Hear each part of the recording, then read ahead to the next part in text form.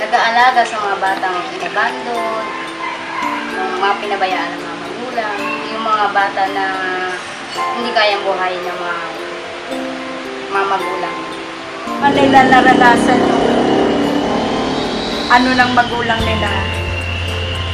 Sa Concordia, nabibigay yung pangangailangan nila. Ito, isang mapagpalang bahay, kumukupkop sa mga inaabandonang bata. Tumutulong sa mga bata na mag-uplift towards their total development. Serves as instrument of God para magbigay ng hope sa mga bata na nangangailangan.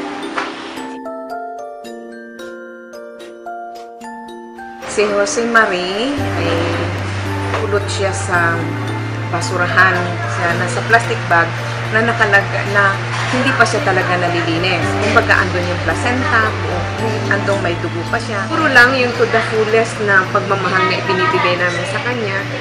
So ngayon, yun ang ipinagpapasalamat ko. Andun na siya sa magandang pamilya, nasa Norway siya ngayon.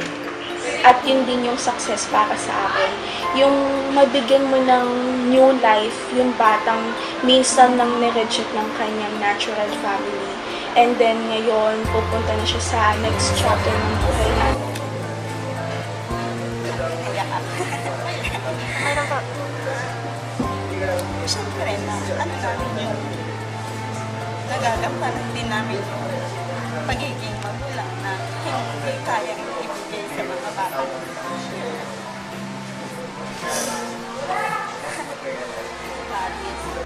Dito nila natutunan yung personal hygiene. We have a feeding program for them. Kasi sa totoo lang po, hindi sila nakakakain ng 3 times a day. Sa mental, doon namin natutulungan yung bata through sponsorship program. And also, for tutorial session. Sa spiritual naman, Bible study every Saturday. Hindi lang yung mga bata, pati yung mga parents. Meron kaming pastor, tapos may mga young people din na natuturo din sa kanila.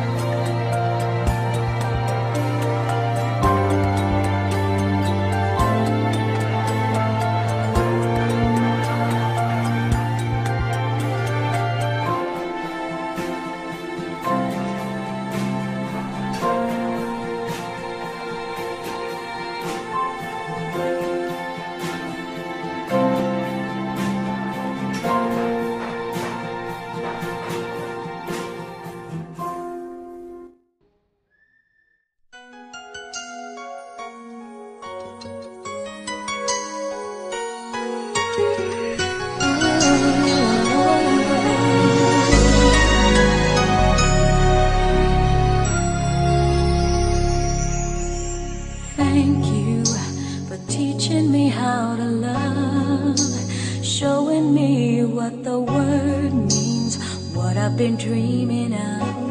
And now I know there is nothing that I could not do.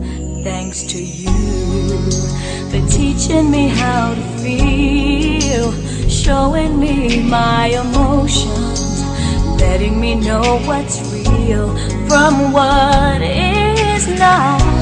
What I've got is more than I'd ever hoped for, and a lot of what I've hoped for is thanks to you.